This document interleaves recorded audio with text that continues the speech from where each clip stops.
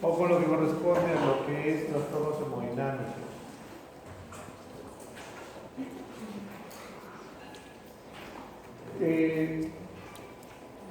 Dentro de la lista de trastornos hemodinámicos, pues por lo menos tenemos que tener conocimiento de aquellos trastornos que van a ocasionar problemas patológicos o muchas veces son causantes de daño en los tejidos, sobre todo las hemorragias, las trombosis que muchas veces se convierten en émbolos, o las trombosis que pueden ocasionar infartos, ¿no? Entonces, todo este grupo de lesiones, sobre todo hemodinámicos, siempre van a tener una consecuencia con manifestaciones clínicas.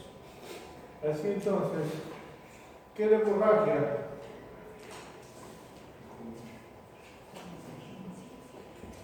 ¿Qué piensas? ¿Qué tienes? O la idea de que es una hemorragia.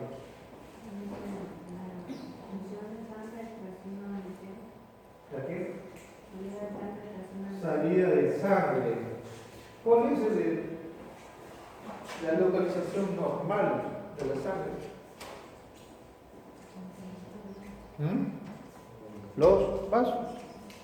El sistema vascular, tanto sea macro como microvascular, o la vascular. Y muchas veces la hemorragia es lo que van a decidir que muchos de tus compañeros quieran hacer los médicos, correr sangre ahí, o estar corriendo de desmayo, porque muchas veces la sangre asusta, las hemorragias asustan, ¿no? Y probablemente cuando estén en sus emergencias, estén en sus rotaciones, entonces igual van a ver que van a hacer los casos, ¿no? ¿Qué hacer? Depende de si están rotando en otorrino o cirugía, dependiendo si la hemorragia es externa o es interna, ¿no? Si es externa, fácil es comprimir nada más, ¿no? Suturar con unas medidas cortantes, pero todo es salida de sangre. ¿De dónde? Del intravascular e extravascular, ¿no? O muchas veces hacia las cavidades corporales. Muchas veces son originadas por traumas, procesos ateroscleróticos o aneurismas, rupturas de tipo arterial, ¿no? O también pueden estar asociados a deficiencias de vitaminas, deficiencias de vitamina C, de vitamina K, o incremento de las presiones, sobre todo la presión venosa. ¿No? Y cuando hay rupturas de vasos grandes o arterias o venas, muchas veces originan hemorragias muchas veces graves.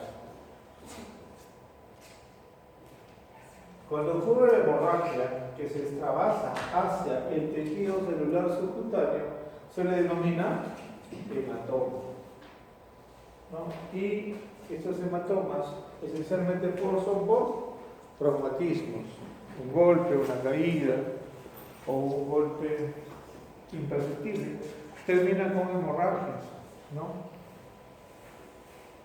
El hematoma es cuando es una gran extensión, pero también hay lo que se denominan petequias. ¿Qué son las petequias? Son microhemorragias de aproximadamente entre 1 a 2 milímetros de diámetro, debidas a aumento de la presión intravascular o a trombocitopenia, es decir, alteraciones en el conteo plaquetario. Púrpura viene a ser casi una microhemorragia, pero más de 3 milímetros. Fundamentalmente asociados a traumas, vasculitis o a fragilidad capilar. ¿Dónde se ve o en quiénes se ve con mayor frecuencia esta púrpura? Sobre todo del tipo secundario. ¿De qué tipo de personas? En las personas mayores, sus abuelitos, las abuelitas ven unas manchas marrones en los brazos, ¿sí? Eso fueron antes petequias, por no hablar así, moraditas, porque ya en la edad adulta la piel se adelgaza y son fácilmente de lesionarse los vasos, originando ese tipo de lesiones. De quimosis son hemorragias superficiales ya de 1 hasta 2 centímetros y vuelven a hemorragia en el tejido celular subcutáneo. ¿Habéis hecho se ha golpeado alguna parte del cuerpo? El brazo, el hombro, la pierna, ¿no? ¿Qué ocurre en un primer momento? Se pone rojo, luego se hace morado, luego se torna verde. ¿Por qué? Con la bilirrubina. Porque hay una degradación de la hemoglobina hasta bilirrubina, ¿no? ¿Y eso dura cuánto? Aproximadamente entre 1 a 2 semanas, entre 7 y 14 días.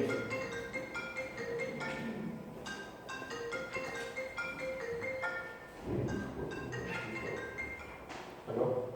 Sí, tiene una señal.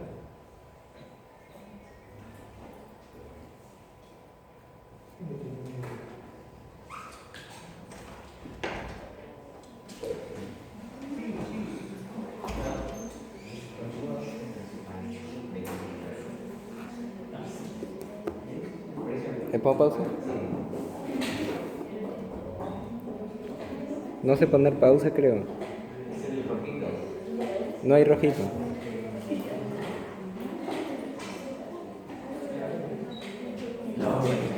Ah, está con clave. Sí.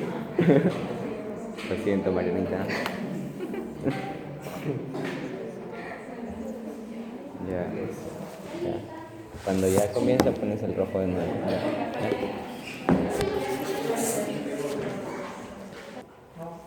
Y la lesión vascular empieza por lesión del endotelio, donde en el endotelio se expone la matriz extracelular, esencialmente el colágeno, ¿no?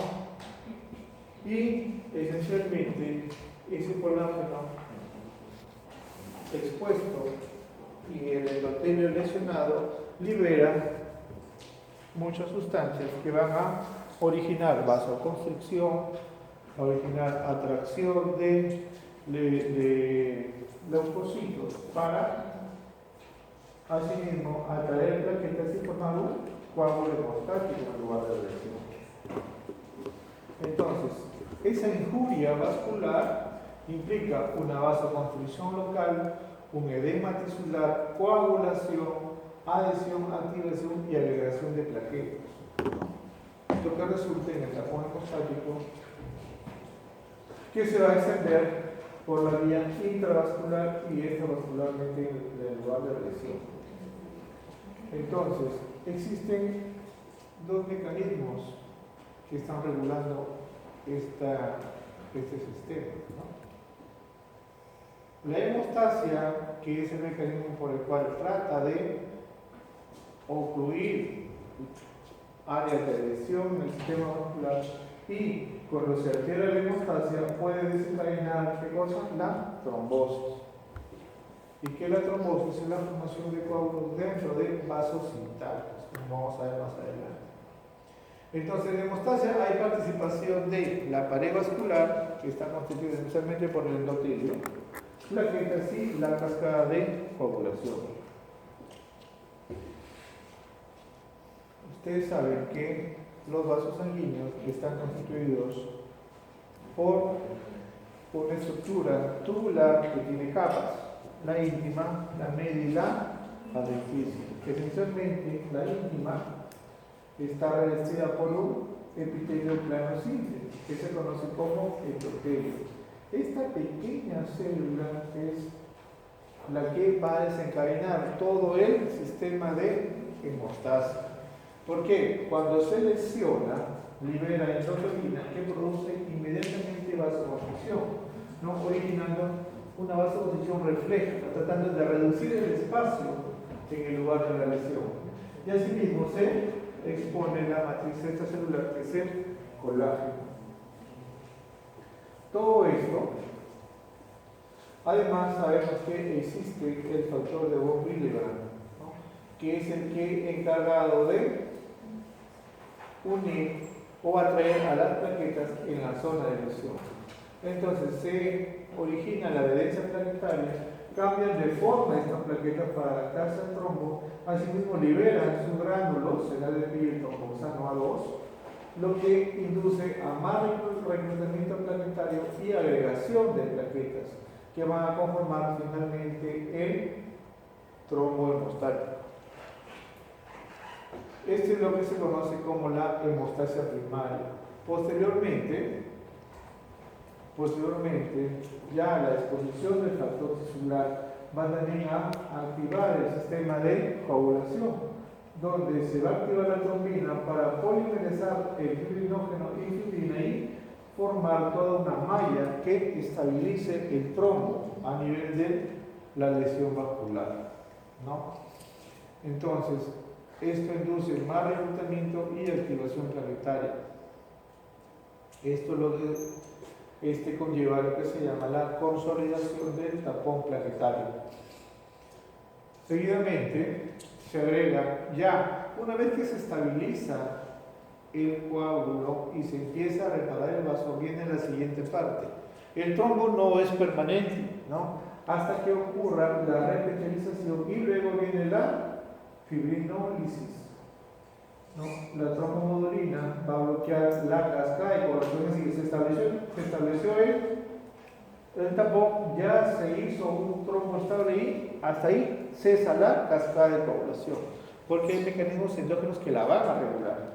Si no, ya desencadenaría el coso una coagulación permanente, ¿no? Y eso pues ya lleva formación de trombos. Entonces, ya hay participación de los neutrófilos que empiezan a degradar, pero sobre todo a la fibrinólisis del trombo, para luego dejar el vaso intacto. Entonces, ¿qué es lo que hace el endotelio en este sistema de coagulación? Primero, que el endotelio tiene propiedades antiagregantes, anticoagulantes y fibrinolíticas. Es decir, la activación o lesión de la célula endotelial hace que esta célula endotelial adquiera actividades procoagulantes. Este endotelio, como les dije, se activa ya sea por traumatismo, por agentes infecciosos, fuerzas hemodinámicas, mediadores y citoquinas plasmáticas. ¿Cuáles son estas propiedades antitrombóticas? Es decir, propiedades que van a evitar que se formen trombos en la superficie del vaso. Esencialmente porque hay prostaglandina 2, óxido nítrico y ADPasa, que tienen efectos antiplaquetarios, ¿no? Y anticoagulantes como moléculas de tipo heparina, trombomodulina e inhibidor de la vía del factor tisular y antitrombina 3. Y efectos fibrinolíticos como el plaminógeno, que va a llevar a la plamina y va a alisar esa fibrina. Eso es lo que es normalmente dentro de las células endoteliales. Y también como propiedades protrombóticas, que significa antitrombóticas.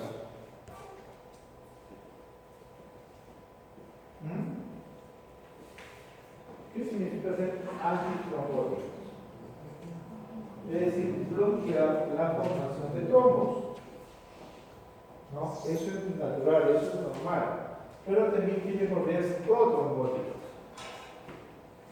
¿Y eso quiénes son o por quiénes han dado? Por el factor de von Willebrand, que se libera o se forma cuando ocurre una lesión, y son los que unen o ligan a las plaquetas a la superficie de la matriz extracelular. También el factor celular es otro elemento de propiedad protrombótica porque conlleva a la regulación planetaria, ¿no? Y activar la cascada extrínseca o la vía extrínseca de la cascada de coagulación, sobre todo inducida por factor de necrosis tumoral e interleucina 1. Y efectos antifibrinolíticos, es decir, inhibidores del activador del plaminógeno. Por lo tanto, si se inactiva el plaminógeno, no se va a degradar la fibrina del tronco, no va a inducir una mayor formación de fibrina. Las plaquetas que participan también en la hemostasia van a depender primero de receptores de tipo glicoproteicos, de receptores del esqueleto contráctil plaquetario y asimismo del contenido de los granos citoplasmáticos que se encuentran en el interior de las plaquetas. Presenta gránulos del tipo gamma o gránulos tipo delta, ¿no? Cada uno de ellos contiene sustancias diferentes que van a favorecer toda la cascada de coagulación. Entonces, las plaquetas se van a unir a la matriz extracelular a través del factor de von Willebrand y se van a poner en contacto con esas sustancias para inducir adhesión, cambio de forma, la secreción de los gránulos y la agregación plaquetaria en la zona de la lesión. Como les dije, adhesión plaquetaria a la matriz extracelular a través del factor de von Willebrand. La secreción de los gránulos, o sea, la liberación del contenido de los gránulos plaquetarios, se va a deber a la unión de receptores que van a iniciar una cascada de fosforilación proteica intracelular y por consiguiente la degranulación, con participación del calcio, el ADP, que son activadores potentes de la agregación y generación del ADP adicional. La activación plaquetaria se da gracias a los fosfolípidos que se encuentran en la superficie lesionada y asimismo se unen al calcio y van a servir como núcleos sobre los cuales se van a ir agregando el resto de plaquetas, ¿no? Y también sirve para el ensamblaje de todos los productos del complejo de los factores de coagulación. A eso, o sea, ya se lesionó el endotelio, ocurrió la agregación plaquetaria, pero eso no es suficiente, ¿no? ¿Qué es mejor? A ver, se cae una pared de tu casa y solamente le pones 2 ladrillos. ¿Qué puede pasar? Se va a caer. Entonces, ¿qué es lo que falta? Cemento. El cemento. Ese cemento lo hace la cascada de coagulación, ¿no? Que todo el complejo de reacciones enzimáticas que empiezan desde proenzimas inactivas hasta una enzima activada termina en la formación de trombina. ¿Y qué hace la trombina? Convierte el fibrinógeno en fibrina. Pero esta fibrina, ¿qué cosa?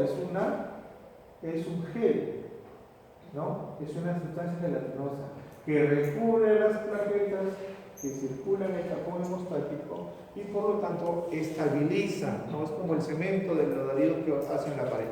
Entonces, la fibrina es la sustancia o el resultado final de la cascada de coagulación que va a estabilizar el tapón hemostático. Esta cascada de coagulación tiene 2 vías, una extrínseca y una intrínseca, que van a hacer qué cosa. Al final va a activar el factor 10.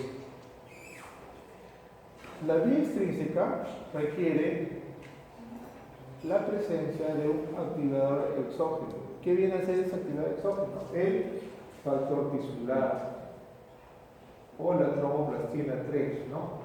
Es decir, el tejido lesionado o la lesión tisular es lo que induce la activación de la vía extrínseca, mientras que la vía intrínseca requiere exposición del factor 12, el factor de Hartmann, de las superficies trombogénicas. Actualmente, la vía intrínseca se le conoce como vía de activación de contacto y la extrínseca, la vía del factor tisular, siendo la más importante la vía extrínseca. Esta cascada de coagulación, como hemos visto, está formada por un complejo de proenzimas que se van a activar y cada reacción resulta en un ensamblaje de un compuesto posterior enzimático que va a ser un factor de coagulación activado, ¿no? Que se convierte ese es un sustrato y termina en otro factor de coagulación. Todo esto ocurre sobre una superficie de fosfolípidos, ¿no? Que son los que se liberan o que se encuentran en la zona lesionada. Asimismo, hay participación del calcio, que es un elemento importante para que se pueda desarrollar esta cascada de coagulación. Pero como les dije, la coagulación no es constante, tiene un límite. Y ese límite se debe gracias a que existen anticoagulantes endógenos. Por eso es que dice, una vez que se inicia la coagulación, está restringida solamente a la zona lesionada. Y prevenirse que se formen trombos en otras zonas otras zonas vasculares y que puedan desencadenar problemas posteriores. Existen tres categorías de anticoagulantes endógenos. Las antitrombinas, específicamente la antitrombina 1, ¿qué va a hacer? Va a inhibir la actividad de la trombina, así como de otras proteasas séricas derivadas de la serina, incluyendo el factor 9, 10A, 11A y 12A. Esta antitrombina 3 se activa por la unión de moléculas de tipo heparina, ¿no? ¿Qué es la heparina? Es un anticoagulante, ¿no? Es por eso que la heparina se usa como un anticoagulante en los problemas trombóticos, ¿no? Porque se va a unir específicamente a la antitrombina. Existen las proteínas C y la S, que son proteínas dependientes de vitamina K, y va a actuar en un complejo que proteolíticamente va a inactivar los factores 5 y 8A. Esta proteína C se activa por la presencia de tromboglobulina. El TMPI es una proteína producida por el endotelio que va a inactivar los complejos tisulares derivados del factor 7A. Todos estos van a hacer que delimiten todo en la cascada de coagulación como proceso natural de regulación de la hemostasia. Bien, cuando esto no funciona, se desencadena lo siguiente, la trombosis. ¿Y qué es la trombosis? Son formaciones que resultan del desequilibrio entre factores que favorecen la coagulación y de los factores que la inhiben. El trombo se va a formar cuando el sistema antitrombótico no puede equilibrar los procesos protrombóticos. Y sucede de la siguiente manera. En una primera etapa hay activación plaquetaria, activación de vía de coagulación, participación del sistema monocítico macrófago y también participación de células endoteliales de la pared. Y todo esto conlleva la formación del trombo. Entonces, ¿qué es un trombo? Un acúmulo de sangre coagulada atrapado en la luz del vaso. Y esta sangre coagulada que contiene plaquetas, fibrinas y elementos celulares, ¿no? Y muchas veces los encuentran adheridos a la superficie vascular. Entonces, la trombosis es un proceso que lleva a la formación de coágulos dentro de la circulación. Como dijimos, adherido al endotelio vascular y refleja activación del sistema de coagulación in vivo o in vitro. Entonces, para que ocurra trombosis, tiene que haber o lesión endotelial, alteraciones en el flujo sanguíneo o estado de hipercoagulabilidad. La injuria endotelial ya vimos que basta que haya una pequeña lesión de la zona endotelial y va a desencadenar todo el mecanismo de hemostasia. Pero esta injuria puede ocurrir por hipertensión, por turbulencia en el flujo sanguíneo por endotoxinas bacterianas, radiación o anomalías metabólicas. Las alteraciones del flujo. ¿Cuál es el sistema del flujo? ¿Cómo circula la sangre a través de los vasos? ¿Cuál es la característica del flujo? Laminar. Es un flujo laminar, ¿cierto?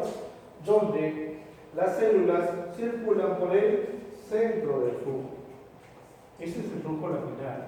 Pero debido a que hay alteraciones en la superficie vascular, haya cambios en la circulación originando lo que se conoce la turbulencia. Y la hipercoagulabilidad puede ser primaria o secundaria. Entonces, en cuanto a las alteraciones del flujo sanguíneo, puede ser o puede ocurrir turbulencia o éxtasis. Ambos van a contribuir a la formación de trombos. Las placas ateroscleróticas producen turbulencia y los infartos agudos de miocardio van a producir zona de éxtasis y también turbulencia. Los aneurismas, estenosis de válvula mitral, hiperviscosidad y drepanocytosis van a generar formación de trombos. La lesión endotelial también genera trombos porque esencialmente genera la agregación plaquetaria. Por lo tanto, es una causa especial de trombos en el corazón.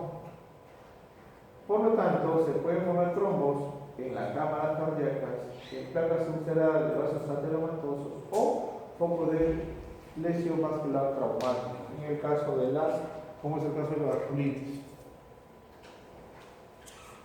La lesión endotelial, como vimos, origina exposición de la matriz extracelular, por lo tanto, adhesión, liberación de factores trombóticos con división de las prostaglandinas. Un endotelio disfuncional aumenta la producción de procoagulantes, moléculas de adhesión plaquetarias, así como el factor tisular. Por lo tanto, se puede sintetizar menos factores anticoagulantes como la trombodina, prostaglandina y 2. Y también la hipertensión, la turbulencia, como vimos, las radiaciones o las toxinas generan daño en el violín. Este es un ciclo que al final termina en trombosis. Esto es la característica normal del flujo laminar, ¿no? Todos los elementos formes circulan, ¿no?, a través del centro del flujo. Pero si encontramos por aquí una placa ateromatosa, va a generar lo que se conoce como turbulencia, ¿no? Esta es la turbulencia. Y por lo tanto, acúmulo de sangre y formación de trombos. En conclusión, las alteraciones del flujo, tanto la turbulencia como el éxtasis, la turbulencia genera daño endotelial y también genera bolsa de éxtasis. Induce activación endotelial, por lo tanto, fomenta actividad procoagulante y adhesión plaquetaria. Altera o interrumpe el flujo laminar, condicionando a que las plaquetas, como se mezclan, se contacten con el endotelio y por lo tanto formación de trombos. Y asimismo también impiden el lavado de la dilución de los factores de coagulación activados en la sangre. La hipercoagulabilidad también genera trombosis.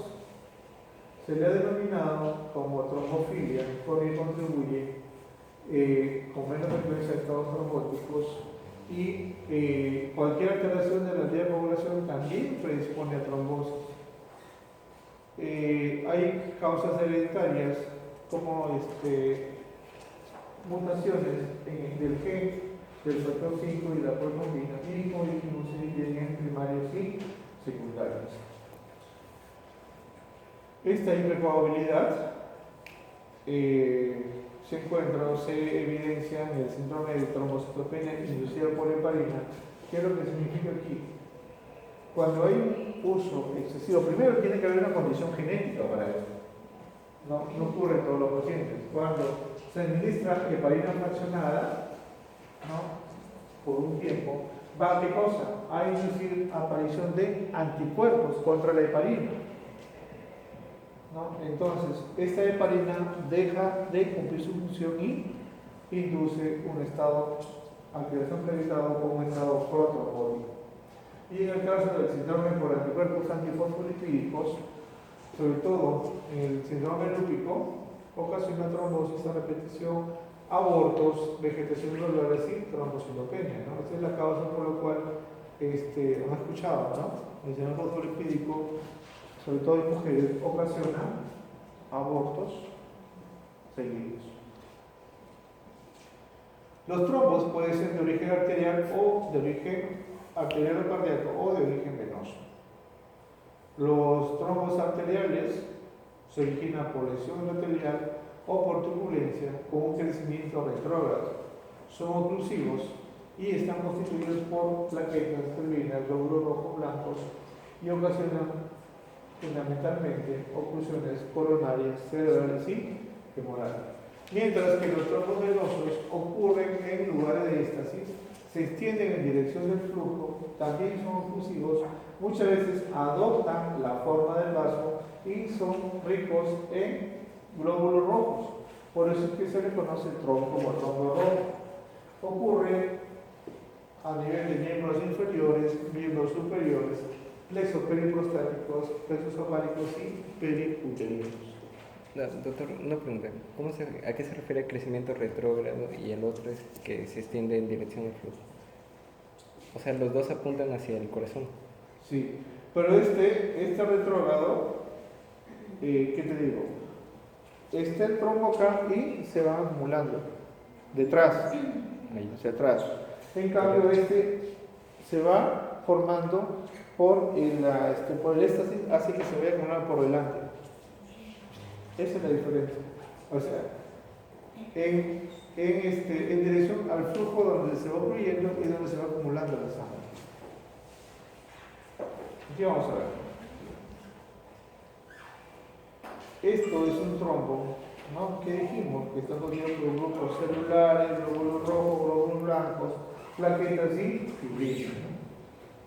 En un vaso que ya tiene un compromiso de tipo aterosclerótico, termina por ocluirlo, ¿no? Y vemos acá, este es un corte histológico de una trombosis arterial. ¿Y qué es lo que vemos acá? Unas líneas blancas. Son las denominadas líneas de sangre de los coágulos. Eso que implica acumulación de una capa tras otra de fibrina. Y eso sí se ve. Esas son las famosas líneas de sangre. Y pueden ocurrir a nivel de cualquier vaso, ¿no? Pero fundamentalmente causan problemas ya sobre vasos previamente lesionados con placas ateromatosis. ¿Cómo evoluciona un trombo arterial? Primero, hay propagación, que significa acumulación de plaquetas y fibrinas. Luego emboliza, ¿no? Se fracciona, o el mismo trombo se desprende de la superficie vascular para ocasionar o trombosis en vasos de menor calibre, o muchas veces puede disolverse. Ocurre la fibrinólisis, retracción del depósito de fibrina y los enlaces cruzados. O muchas veces puede organizarse y recanalizarse, donde hay proliferación de células endoteliales que aperturan nuevos vasos dentro de esa masa trombótica, ¿no? Esa es la recanalización. Consecuencia clínica, el trombo venoso puede originar congestión y edema en áreas distales o una embolia pulmonar, mientras que el trombo arterial origina infartos en áreas distales y muchas veces consecuencias clínicas. Vemos los trombos, ¿no? En cambio, el trombo arterial va en dirección hacia el corazón. Esta es la organización. Estos espacios pueden ser proliferaciones endoteliales que hacen que se recanalicen o pueden lisarse completamente y terminar en una resolución trombótica, ¿no? Pero que son muy pocas las veces que se solucionan. Una trombosis aguda en una semana, en 6 semanas, y a la 8ª semana puede que empiece a recanalizarse. Siempre y cuando esto ocurre, o no hay mucha significancia clínica, cuando ocurren en vasos que tienen circulación colateral. En aquellos vasos o órganos que tienen circulación terminal, ocasiona lo que se conoce como infarto, como vamos a ver. Mientras que la trombosis venosa o flemotrombosis se origina principalmente en aquellos pacientes que sufren de trombosis venosa profunda, ¿no? O sea, de trombos que se forman por varices en miembros inferiores. Los trombos superficiales, o sea, de la safena, originan congestión, edema y dolor e hipersensibilidad y raramente van a embolizar. Pueden originar edema, alteración del drenaje venoso, que se ve en la piel porque se manifiestan las úlceras, ¿no? Este edema y alteración afectan la característica de la piel, la hace muy sensible a infecciones y termina ulcerándose. La trombosis venosa profunda, ya sea poplites, tumorales e indecas, terminan en embolias o infartos pulmonares. La éstasis puede originar injuria, inflamación y hipercoagulabilidad, sobre todo en pacientes de edad avanzada. Esta es una vena y vemos acá un trombo venoso. Las trombosis ¿qué originan? Isquemia. Y la isquemia origina el infarto. Entonces tiene una relación, o sea, un trombo ¿qué hace? Ocluye un vaso. La oclusión de vaso ¿qué ocasiona? Reducción de la perfusión. Eso es isquemia. Y la isquemia de un órgano origina el infarto. Esto pues probablemente ocurre a nivel más alto, ¿no? A nivel de las venas de las poplitas sobre todo, y muchas veces termina con la amputación, ¿no? Frecuentemente supracuática. La trombosis arterial se forma sobre todo cuando hay miocardiopatías dilatadas, arritmias, infartos o lesiones endopáticas, o también las placas ateroscleróticas ulceradas o aneurismas generan formación de trombosis arterial.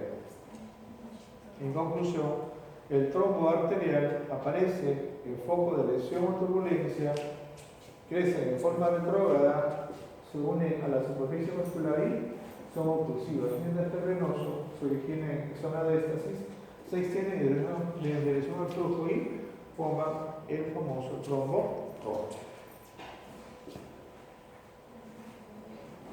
Luego tenemos un estado de alteración de coagulación que se conoce como coagulación vascular diseminada. Pero este proceso está asociado, ¿no?, a otra enfermedad o aparece de manera secundaria, porque muchas veces aparece de manera súbita o insidiosa porque hay formación de trombos de fibrina que ocluye masivamente la microcirculación. Que estos trombos se ven microscópicamente originando insuficiencia, ya sea de tipo circulatoria a nivel cerebral, pulmonar, cardíaca o renal. Y si hay formación de trombos, por lo tanto hay un consumo de plaquetas y proteína de coagulación, lo que induce activación de mecanismos fibrinolíticos, ¿no? Hay consumo de los factores de coagulación. Y muchas veces se va a dar una activación diseminada de trombina, ¿no? Y como vamos a ver, aparece sobre todo asociado a procesos de tipo infeccioso, de tipo séptico. Bien, vamos a ver ahora la embolia. ¿Qué es la embolia o qué es un émbolo?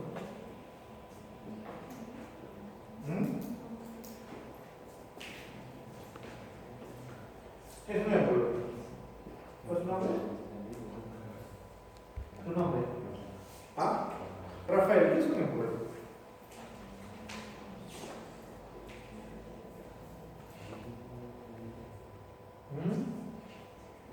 Migración de un coágulo de un sitio a otro. Puede ser un trombo también. Migración Un trombo de un sitio a otro. Migración de un trombo de un sitio a otro. A ver, ¿quién refuerza eso?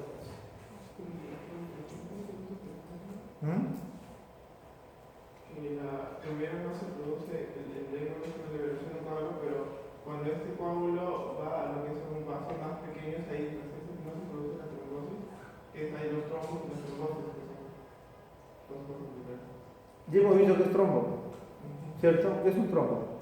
Es una trombo es un coágulo que obstruye cierta. O sea, es sangre coagulada, ¿cierto? ¿Y qué es un émbolo? Ahí. Puede ser la parte de un trombo. En realidad, el trombo o el émbolo, perdón, el trombo puede convertirse en émbolo. ¿Sí? El émbolo es cualquier masa sólida, líquido, gaseosa que se libera dentro de los vasos y es transportada de un lugar a un lugar más alejado del punto de origen, ¿no? Es lo que decía, se forma un trombo en un vaso, digamos, de medio centímetro de diámetro y se desprende, ese trombo se desprende y se convierte en émbolo y llega a un vaso de 1 milímetro de diámetro y lo obstruye. ¿Sí? Bien. Eso ya, o sea, de pasar un trombo se convierte en émbolo y puede volver a convertirse en trombo oclusivo.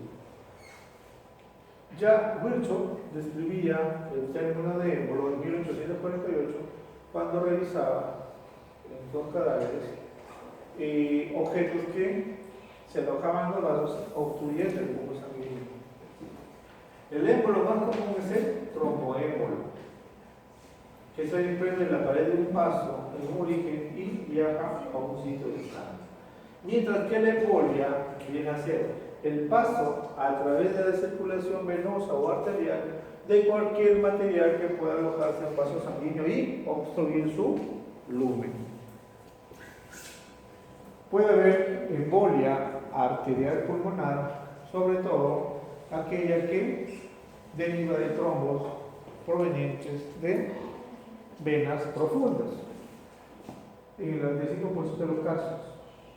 Vasos mayores que van hacia el corazón derecho y se quedan atrapados en la vasculatura de las arterias pulmonares, y muchas veces estos trombos se ubican en la bifurcación, ¿no? En la bifurcación vascular, donde adoptan la forma en silla de montar.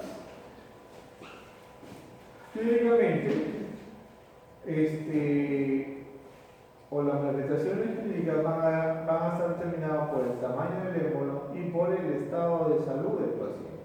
Se puede originar un proceso agudo o un proceso crónico, originando síndromes de embolismo pulmonar masivo, infartos pulmonares, embolismo pulmonar sin infarto. ¿Ven? Este es el famoso émbolo en silla de montar, justo en la bifurcación. ¿Qué es lo más frecuente? Embolia pulmonar. La embolia pulmonar muchas veces origina obstrucción de un 60% más de circulación pulmonar, originando muerte súbita, insuficiencia cardíaca derecha, colapso cardiovascular, hemorragias pulmonares, obstrucción embólica de ramas pequeñas de la arterial pulmonar o aparición de embolias múltiples que pueden originar o hipertensión pulmonar o insuficiencia ventricular derecha.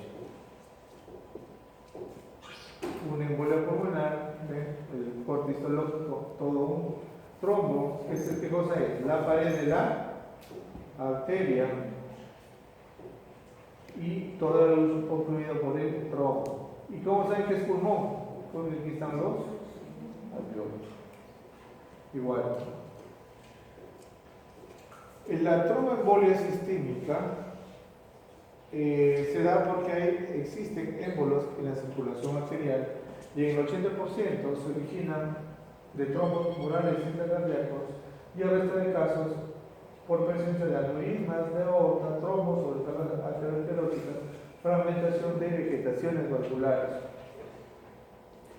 Y embolizan principalmente o émbolos provenientes de extremidades inferiores y encéfalo, y con menor frecuencia pueden afectarse los intestinos, riñones, vasos y extremidades superiores. Las consecuencias van a depender primero de la vulnerabilidad del tejido a la isquemia. Primero, como les decía, del calibre del vaso inferior y de la circulación, si existe una circulación colateral. Y los émbolos anteriores muchas veces producen infartos en los tejidos afectados. ¿Cuáles son las fuentes más frecuentes de la embolia arterial? La carótida, ¿no?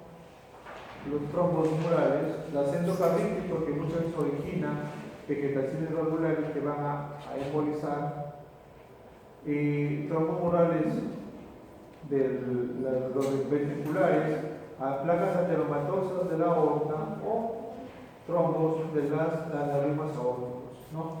¿Y cuáles son los órganos que mayormente se afectan? El cerebro, retina, corazón, vaso, hígado, intestino delgado o miembros inferiores. Pero como dijimos, si el más frecuente son los trombos émbolos o los émbolos de origen trombótico o de origen sanguíneo o coágulo sanguíneo, también hay émbolos de grasa y de médula ósea. ¿Dónde o en quiénes sucede esto? En aquellas personas que sufren fracturas de huesos largos o traumatismo de partes blandas o quemaduras, donde la grasa y las células medulares pueden acceder a la circulación a través de los sinusoides de las venas medulares, produciendo embolias grasas en el 90% de pacientes con lesiones esqueléticas graves. Hay liberación de ácidos grasos que van a ocasionar lesiones tóxicas en el endotelios y por lo tanto van a activar el sistema de activación plaquetaria. Los microglóbulos de grasa y agregados eritrocitarios van a ocluir la microvasculatura. Este es un vaso y esto es un acúmulo de grasa que se evidencia con el trombo. ¿Y esto qué cosa es? Médula ósea. ¿Y cómo saben qué es médula ósea? Porque hay que células sanguíneas. Pero no son las células sanguíneas, o sea, no es un eritrocito ni un polihemoglobina, sino los precursores, ¿no? Que se encuentran en la médula ósea roja. ¿Y dónde se encuentra la médula ósea roja? ¿Ah?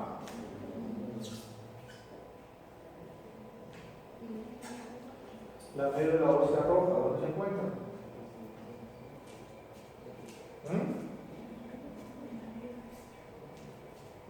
La médula ósea amarilla, ¿dónde se encuentra? Histología, ¿es dónde?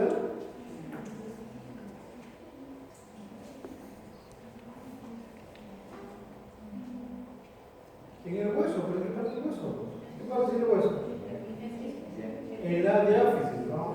La médula ósea amarilla está en el como tuétano, ¿no? La grasa que se encuentra en el canal medular, ¿no? En el centro del hueso largo. Mientras que la médula ósea roja se encuentra en las metáfisis. ¿Diáfisis? ¿Ah? Epífisis, en los extremos, en el hueso esponjoso. ¿Se acuerdan, no? Que en las trabéculas óseas creaban espacios y en los espacios está la médula ósea roja. Pero en cambio esta médula ósea está en un vaso. Por lo tanto es un émbolo. ¿Y esos pueden proliferar o no? ¿Pueden proliferar ahí? No. Ocluir. está fuera de su hábitat. Y también hay embolia gaseosa, donde las burbujas de gas coalescen dentro de la circulación para formar masas espumosas que obstruyen el flujo vascular. Pero se requieren aproximadamente 100 centímetros cúbicos para ocasionar clínica en la circulación pulmonar. Ocurren las intervenciones obstétricas, laparoscópicas o traumatismo de pared torácica. ¿No? Entonces, que no se alarmen si ven una burbujita en un paciente que está con su vienda venosa, no va a pasar nada. Ya si le ponen 100 centímetros cúbicos, ya ahí algo va a pasar. ¿No? No tienen miedo a una burbuja, están que llaman ahí, tuercen la vía, están ahí, no pasa nada. No, pues esas novelas que le ponen una jeringuita de aire, no le pasa nada. Ya saben que es pura mentira. En el pulmón, las burbujas de aire y los gases van a provocar edema, hemorragia y desgastes focales, ¿no? Eso implica sufrimiento respiratorio llamado el famoso ahogo, tiene una sensación de vacío. Y también ocurre en el síndrome pulmonar por descompresión, sobre todo en aquellas personas que practican el buceo submarino, ¿no? La pesca submarina, por durante largo tiempo. Vemos acá las burbujas en una embolia aérea. También hay embolia de líquido amniótico. Es una complicación mortal del parto y del postparto, donde ocurre infusión de líquido amniótico o parte de los tejidos fetales a la circulación materna, sobre todo cuando ocurren desgarros de las membranas placentarias o ruptura de las venas uterinas.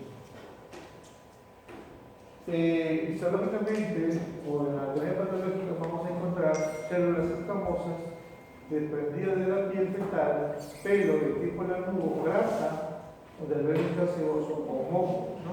Que puede haberse originado en el aparato digestivo o respiratorio del feto. Puede originar disnea, cianosis, shock o alteraciones neurológicas. De forma típica, origina edema pulmonar con aparición de una coagulación macular diseminada. Esos son fragmentos de células del veno gaseoso o este es fragmento de las células epiteliales del líquido amniótico. En conclusión, la embolia arterial sistémica puede ser aérea, de líquido amniótico, de grasa, y puede haber también embolia por talco, por partículas de algodón, por parásitos o embolias tumorales. Por las embolias tumorales, lógicamente vienen a ser las metástasis de tumores muy agresivos que empiezan a diseminarse y convertirse en estructuras de tipo embólico, ¿no? Y luego pasamos al infarto. ¿Qué es el infarto? Es la reducción o la ausencia de circulación, de perfusión, ocasionando zonas de necrosis isquémica por oclusión arteriovenosa que da origen al infarto, que puede ser cerebral o miocardio. Pero no solamente eso, sino que puede ocurrir a nivel pulmonar, intestinal o isquémica, ¿no? Que origina la gangrena. Y el infarto puede tener origen trombótico, embólico, espasmo local o hemorragia en placas ateromatosas. Este espasmo local se ve sobre todo a nivel de las coronarias, ¿no? que origina primero la angina, ¿no? Y si es un espasmo justo en una placa, puede originar el infarto de miocardio. También puede haber trombosis venosas que causan infarto, pero antes del infarto es un proceso de tipo congestivo. Los infartos pueden ser rojos debido a oclusiones venosas, donde vamos a encontrar tejidos laxos con éxtasis en zona infartada. Ocurre en tejido de doble circulación, ocurre en primer lugar con congestión venosa y luego puede haber zona de recuperación, sobre todo en estas zonas de doble circulación. Los infartos blancos son aquellos que ocurren sobre todo en órganos que tienen circulación terminal, ¿no? Como es el corazón, el vaso y el riñón. Mientras que los infartos sépticos se deben sobre todo a aquellos ocasionados por vegetaciones cardíacas que van a embolizar masas o colonias de microorganismos y tejido necrótico, originando infartos y finalmente abscesos. ¿Cuáles son los factores condicionantes del infarto? Primero, la naturaleza del aporte sanguíneo, del tipo de circulación y la velocidad con que se desarrolla la oclusión, o sea, qué tanto se demora en ocluirse completamente el vaso, la vulnerabilidad del tejido y el contenido de la sangre, del oxígeno de la sangre que está circulando. Este es un pulmón, un infarto pulmonar, este es un riñón, un infarto renal, ¿no? Que esencialmente origina una necrosis de tipo coagulativo, verificando inflamación aguda en las primeras horas. Luego, en 1 o 2 días, hay una respuesta reparativa con conservación de márgenes y una cicatriz. Y por último, el shock, que viene a ser.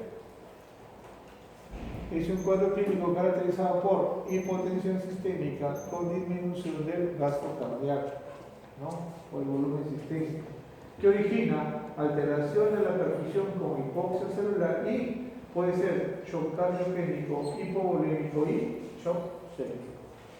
El shock cardiogénico, hay un bajo gasto cardíaco con falla de la bomba y muchas veces se da en infartos, patología valvular, embolia pulmonar. El shock hipovolémico, hay bajo gasto cardíaco con pérdida de volumen y se ve mayormente en hemorragias y pacientes quemados por deshidratación. Y el shock séptico, donde hay una vasodilatación masiva asociada a una reacción inmunitaria sistémica. El shock séptico está asociado esencialmente a una alteración de tipo hemodinámica y hemostática, que condiciona una vasodilatación sistémica con acumulación periférica de sangre, ¿no? Consecuencia originando una hipotensión, aún con un gasto cardíaco normal o hipertensado, lo que origina un daño masivo endotelial, por lo tanto un estado de hipercoagulabilidad que va a desencadenar en una coagulación intravascular disseminada. Asimismo, ocurren cambios metabólicos que van a originar supresión en la función celular. Entonces, el shock séptico existe hipoperfusión con difusión multiorgánica.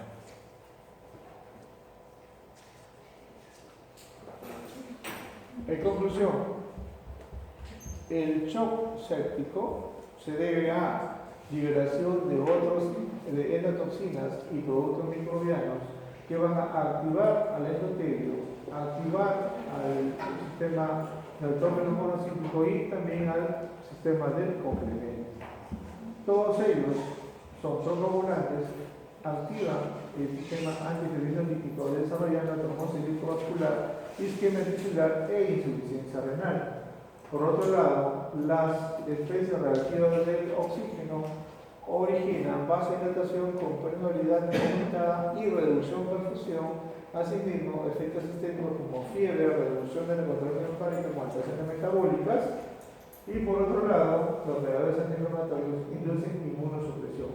Todos estos factores llevan a la insuficiencia multiorgánica, ¿no? Que es el estadio final del shock con la muerte del paciente. ¿No? Es lo que se denomina la falla multiorgánica. Muy bien, preguntas, dudas. Robbins, todo Robbins, ¿ya? 8-9. 8.